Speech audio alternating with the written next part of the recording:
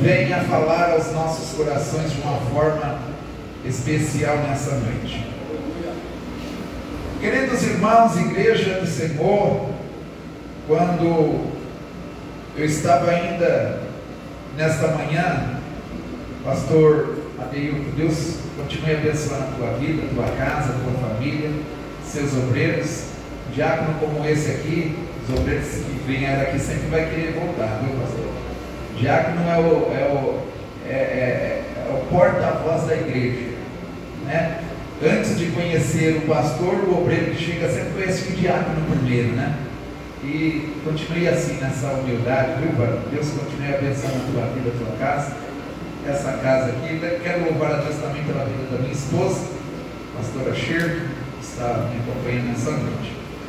Estava meditando ainda nessa manhã, pastor, e Deus colocou algo no meu coração. Eu achei muito interessante. Eu nunca preguei essa mensagem, então vocês vão ter o privilégio de ouvi-la pela primeira vez, pelo menos da minha parte, né? Pelo menos da minha parte. Qual a diferença entre viver grandes coisas e viver coisas grandes?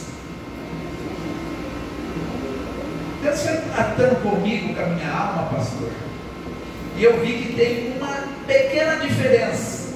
Deus é tão misericordioso que Ele faz nós tanto vivermos grandes coisas como vivermos coisas grandes. Vou tentar explicar isso meditando com vocês aqui no assunto. Viver grandes coisas geralmente se refere a ter experiências significativas, emocionantes ou importantes em nossas vidas, como conquistar metas, alcançar sucesso pessoal, ou fazer uma diferença no mundo.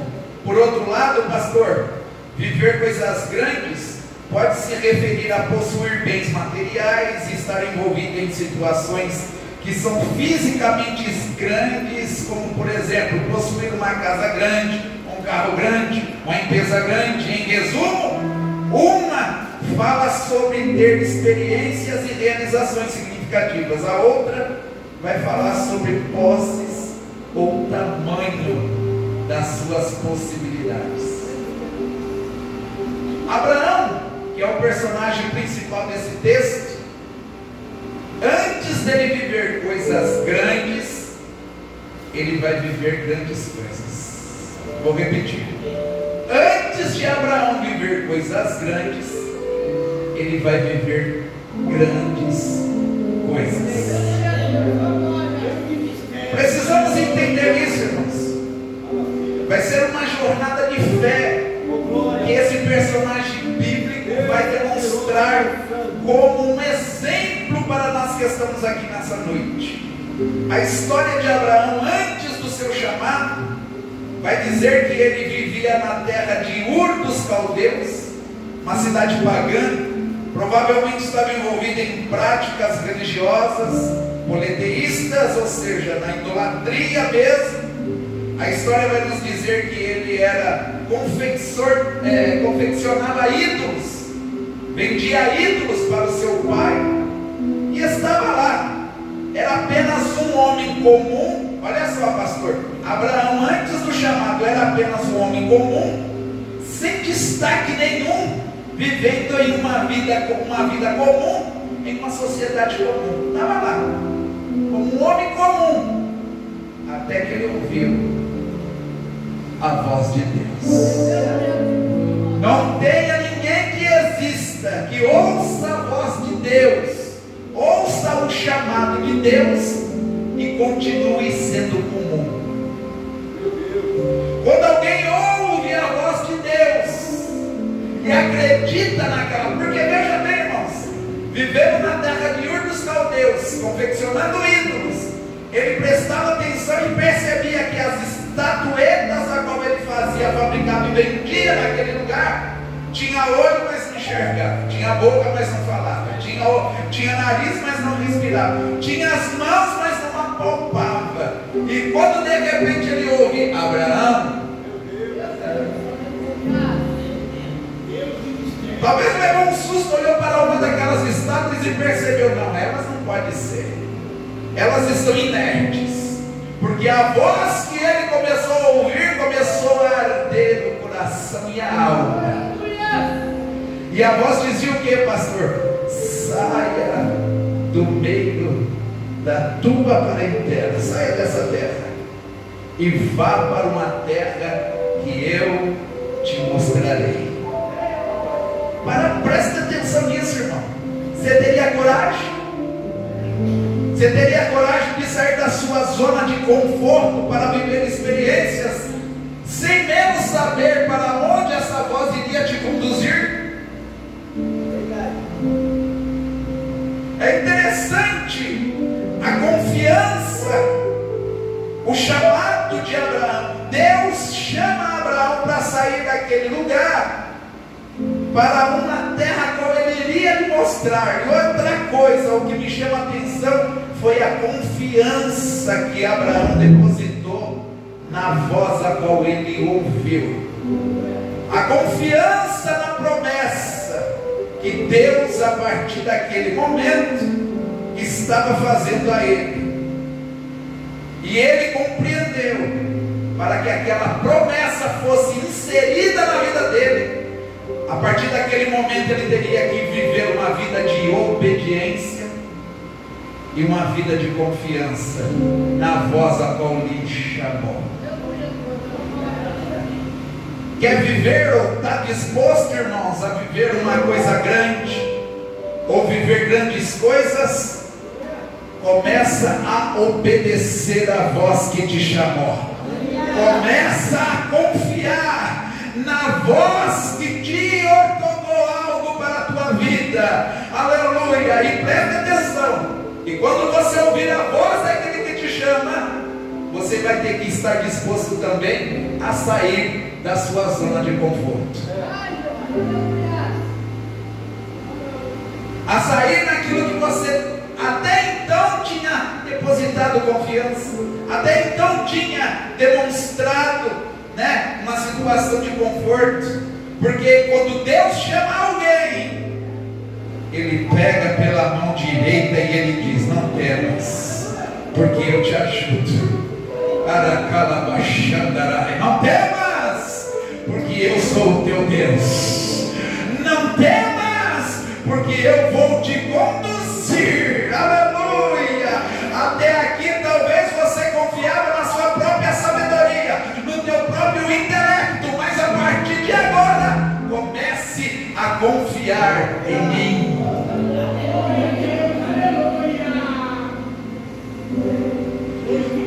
Pastor Cláudio, qual foi a promessa que Deus fez para Abraão? A promessa ela se divide em 3 partes. Em quantas partes, igreja? 3. Em quantas partes? 3. Primeiro, Deus chama Abraão para ser uma grande nação.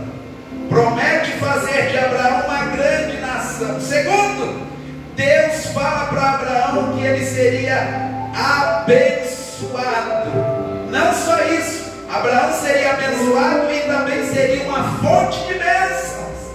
Terceira coisa, Deus disse para Abraão que o nome dele iria ser grande. Deus promete que o nome de Abraão seria grande e seria bênção. Seria bênção e seria grande. Seria grande, mas seria bênção. Aliás, Deus disse que por causa de Abraão, todas as famílias da terra seriam abençoadas. Percebe qual o tamanho da responsabilidade que estava sobre a vida de Abraão? Diga aí para o irmão: você só é abençoado porque Abraão obedeceu. Diga para ele. Diga para ela. Pastor, se Abraão vacilasse, se Abraão falhasse na missão, se Abraão recusasse aquele chamado, mas eu louvo e exalto o nome do Senhor, porque Abraão disse: eu vou, eu quero, eu estou, aleluia. Eu confio.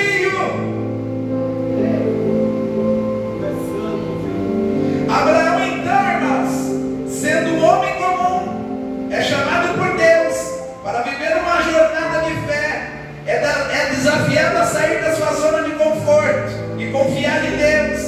seguindo aquela voz para uma terra desconhecida, em troca de sua obediência, Deus então vai lhe fazer promessas extraordinárias: ser uma grande nação, ser abençoado, ter um nome grande. Abraão decide confiar nessas promessas e embarcar naquela aventura de fé. Eu estou passando aqui, eu estou construindo essa mensagem para você entender o que Deus quer para cada um de nós nessa noite. Só que no meio da caminhada,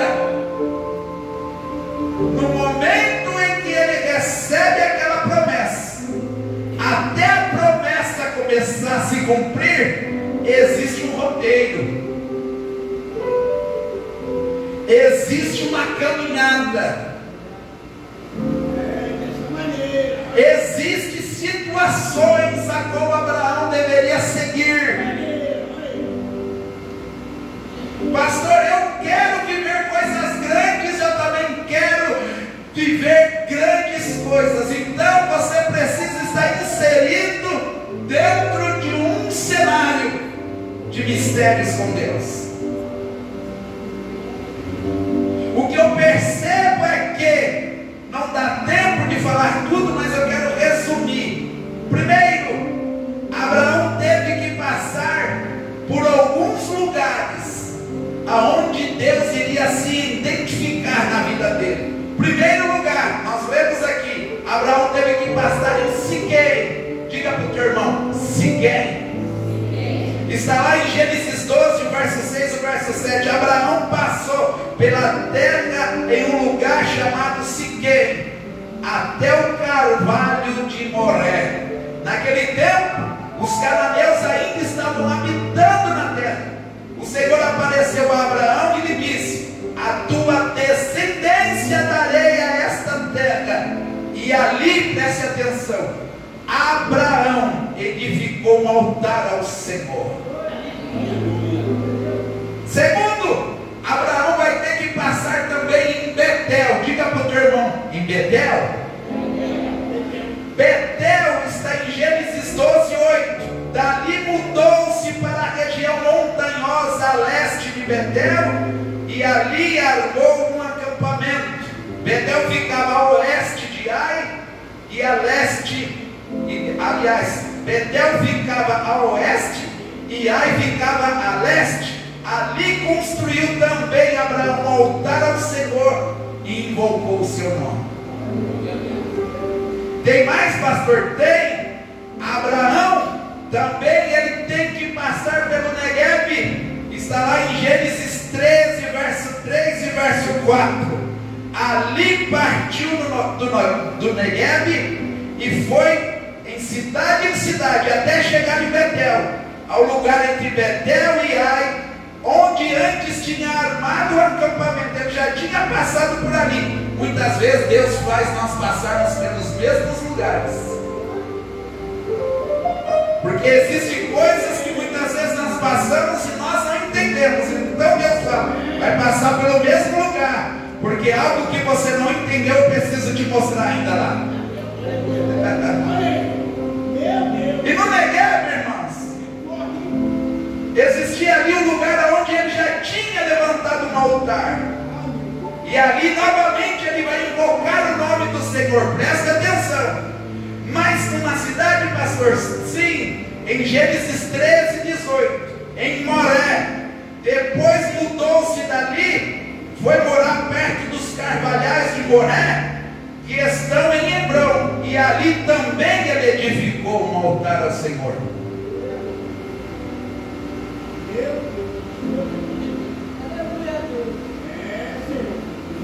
Só que, pastor Adeudo, presta atenção. Depois de muito tempo, depois que ele já tinha edificado 4 altares, ele já vai começar a viver as suas promessas. O filho da promessa já está com ele, Isaac. Então lá em Gênesis 22, 2, Abraão vai edificar novamente outro altar lá no Monte Moriá. Gênesis 22, 2. Então disse: toma o teu filho, o teu único filho Isaque, a quem amas, e vai à terra de Moriá, oferece-o ali em holocausto sobre um dos montes. E o Monte Moriá é o lugar onde Abraão construiu o altar para realizar sacrifícios, mas foi impedido por Deus antes que consumisse o ato. Eu abreviei, obviamente, só estou te mostrando os lugares onde ele teve que passar. E cada um desses lugares, irmãos, teve uma grande importância na história de Abraão. Teve grandes significados, a qual eu gostaria de ministrar ao coração da igreja. Eu só estava na introdução. Pastor, quando Abraão passa por Siquém, o nome Siquém significa ombro. Ombro para os judeus é razão de responsabilidade. O altar que Abraão levanta em Siquém representa o encontro inicial com Deus. Então, ele marca o começo daquela jornada. Simbolicamente, representa o primeiro passo de Abraão em direção à obediência e à confiança em Deus. Siquém significa ombro. Ombro significa responsabilidade. Lembra de quando Davi quis trazer a arca do concerto de volta? E aí ele quis confeccionar um carro de boi, ou seja, quis imitar os filisteus para conduzir a arca. A arca do carro de boi, ela só vai até quando chega a eira, porque na eira o boi tropeça. Na eira é o paradigma que Deus coloca entre Davi e Uzá, porque na eira Uzá morre por causa da irresponsabilidade de Davi, de não saber como que tinha de conduzir a arca. Davi vai consultar a Deus e vai perguntar: Senhor, como é que eu devo trazer a arca? Não é da sua vontade trazer a arca para Jerusalém? É, Davi. Mas vai ler a Bíblia, rapaz. Vai prestar atenção nos meus ensinamentos. Davi volta, vai ler a Torá. E na Torá estava dizendo que a arca não tinha que ser conduzida de qualquer maneira. Tinha que ser conduzida pelos levitas, entre as famílias dos levitas, os coatitas, e eles tinham que trazer a arca nos ombros, sinal de responsabilidade. Quando Abraão está em Siquém, Deus está querendo dizer com ele: ei, meu filho, aqui começa a tua história, e a tua história será marcada com responsabilidade.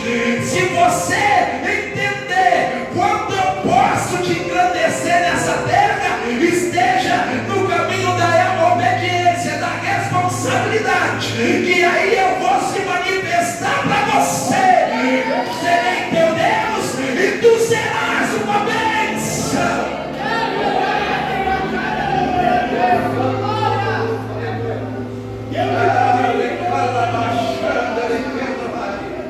Eu estou sentindo a graça dele aqui. Aleluia, aleluia. O Deus de Abraão está aqui nessa noite. Ele veio ao nosso encontro para dizer: eu tenho um chamado específico para um filho, uma filha. Quem é que vai aceitar o meu chamado? Saiba que eu te farei grande, te colocarei você onde o homem não pode colocar.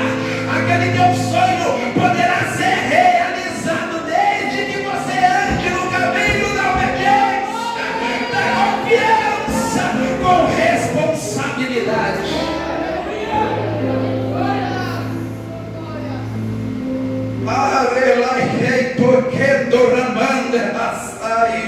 Aleluia, aleluia, aleluia. Pastor Cláudio, no meio do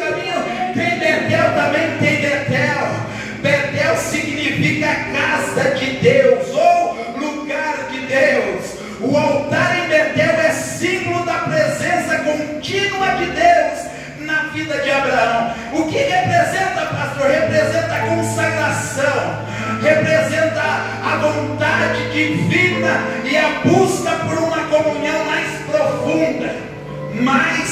profunda, aleluia. Lembra quando Jesus está lá, aleluia, e os discípulos tinham passado a noite inteira tentando pegar um peixinho sequer, não tinha nem um lambari, nem uma tainha, nem uma sardinha, estava lá nas margens já, a ponto de desistir, lavando as redes, Jesus pregando e os discípulos lavando as redes. Quando Jesus acabou a pregação, ele vai até os discípulos, olha para Pedro, que era o líder ali deles, e disse: ó filhos, entrai no barco novamente para lançar as redes lá no alto mar, ou seja, lá na profundidade. Enquanto vocês ficarem aí nas margens, nas águas rasas, vocês não vão conseguir desfrutar do milagre. Mas a partir do momento que forem lá em alto mar, é na profundidade, é na profundidade, aleluia. No livro de Ezequiel está escrito assim: eis que eu vi um anjo com uma corda de medir. Eu ainda me encontrava no raso do rio, e o anjo olhava para mim e dizia: venha mais fundo. Eu entrei mais um pouquinho, as águas deu pela canela, mas o anjo ainda continuava a dizer: venha mais fundo. Eu continuei andando e as águas agora deram pela cintura, mas o anjo ainda olhou para mim e disse: venha mais fundo. Enquanto eu penso que não, as águas já estavam nos lombos, mas o anjo ainda não desistia do meu chamado, do meu ministério. Ele dizia: venha mais fundo. É no fundo que tem palavra revelada, é no profundo que tem milagre, é no profundo que eu tenho a minha maneira.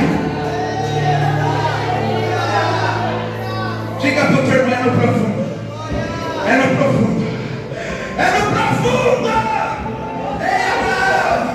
É no profundo, é na minha casa, não é dentro da tua casa, não é na área do conforto, não é lá no comodismo.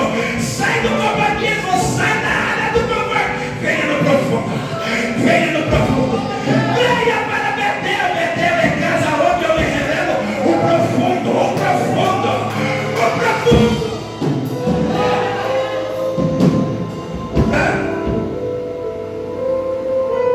Pastor, e o Negueb? O Negueb, eu já disse aqui na introdução, o Negueb é uma região desértica. O nome pode ter origem da palavra hebraica, que significa terra seca. O que significa Negueb? Terra seca. O altar lá em Negueb simboliza a fidelidade de Abraão, mesmo vivenciando tempos difíceis, mesmo passando pela sequidão na sua jornada. Representa a sua perseverança na fé, mesmo quando for confrontado com desafios e adversidades. Quando Abraão volta do deserto, ele tinha passado pelo Egito. Todo crente, pastor, quando ele quer dar uma voltinha no Egito, existirá um deserto na vida dele. Houve uma grande fome na terra. A Bíblia fala que Abraão desce para o Egito com medo da fome, com medo de morrer da fome. Só que quando ele vai chegar no Egito, ele fala: esposa, aqui você não pode falar que é minha esposa, você vai falar que é minha irmã, porque por causa da sua beleza. Eu não entendi muito isso aqui não, pastor, porque ele está com 75 anos. Sara estava com 65, rapaz. Mas enfim, por causa da sua beleza eu posso morrer. Com 65 anos, bela, desfrutava de uma beleza, ao ponto de Abraão pensar que por causa da esposa Porque assim, irmãos, se eu não considerar a minha esposa bonita, se eu casei com a minha esposa, eu tenho que considerar ela bonita. Os casados de plantão concordam comigo, sim ou não? Pode estar com 20 anos, pode estar com 30 anos, pode estar com 40 anos, pode estar com 50 agora, pode estar com 60, 70. Ela sempre vai ser minha princesa.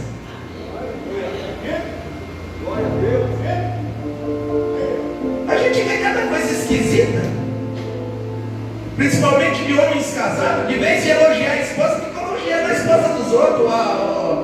Alguma irmã,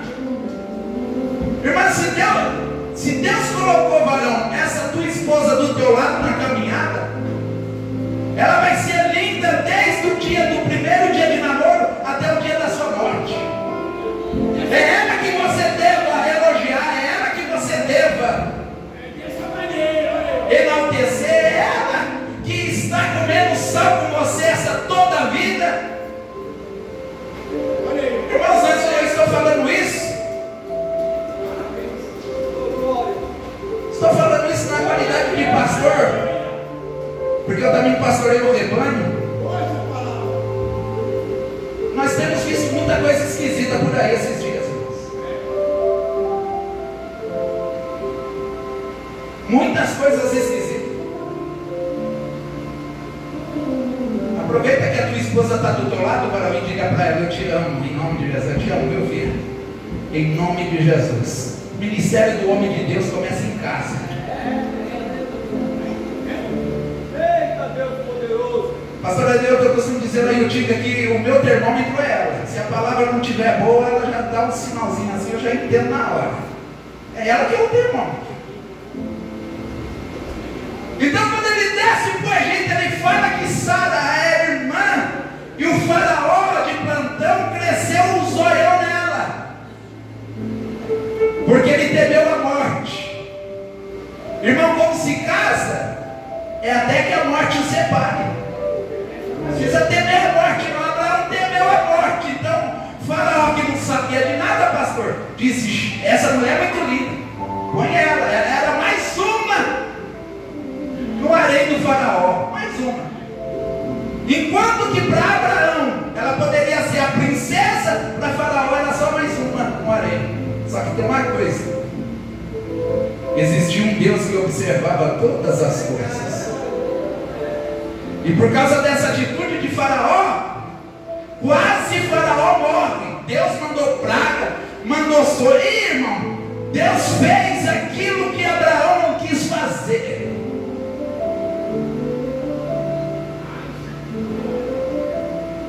Então faraó chama Abraão e diz: por que você não me falou desde o começo que era tua esposa? Convidou Abraão para se retirar de lá. Então, por causa daquela uma história mal contada, Abraão vai passar pelo deserto. Todavia, no Negueb, ele voltou aonde ele nunca deveria ter saído, na presença do Deus Todo-Poderoso. Aleluia. Outras palavras está dizendo: Senhor, deixa eu dizer o popular, eu pisei na bola contigo, eu falei, mesmo eu passando agora nessa sequidão, eu estarei na tua presença. Bendito seja o nome do Senhor.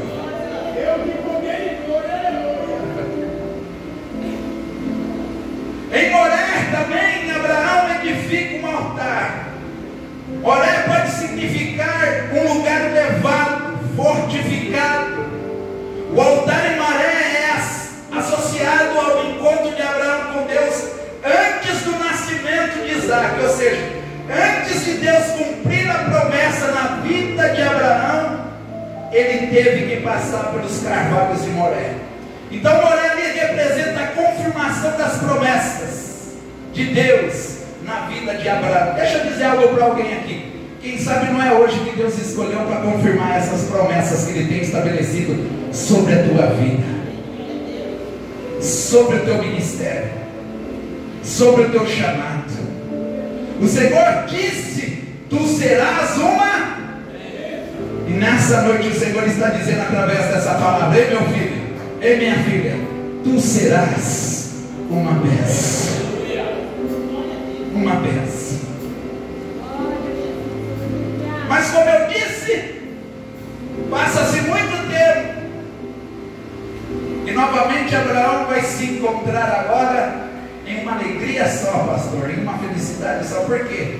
Nasce o filho da promessa quando ele está agora com 100 anos. Quantos anos, irmãos? 100 anos. Sara está com 90. Milagre é Deus quem faz, e milagre não se explica, milagre se vive. Eles estão vivenciando o milagre de Deus. Então, de 75 anos até chegar o tempo do milagre, se passaram 25 anos. Quantos anos? 25 anos na vida de Abraão. Só que agora o menino está entre 12 e 13 anos, na transição de criança para adolescência. E Deus acorda Abraão de madrugada dizendo: vai no monte que eu te mostrarei. E Abraão ouviu e disse: eu conheço essa voz, eu conheço esse mistério de estar saindo da área de conforto novamente para uma terra que Deus iria mostrar. E Abraão sai de madrugada, não fala nada para a esposa, pega os empregados, arruma os jumentos de carga e está indo ao Monte Moriá.